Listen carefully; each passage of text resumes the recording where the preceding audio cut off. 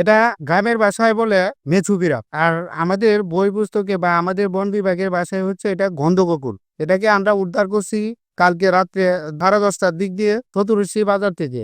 এটা মূলত মানুষের কোনো ক্ষতি করে না। এটা একটা নিরীহ প্রাণী।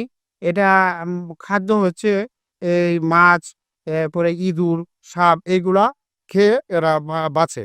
কিন্তু এটা একটা বিলুপ্ত প্রাণী।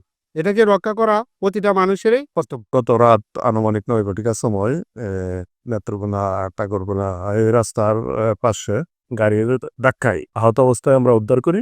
বর্তমানে পশু সম্পদ অফিসে নিয়ে চিকিৎসা চলছে। এটা সেবা শুশ্রূষার সুস্থ হলে আমরা এটা বনে অবমুক্ত করি।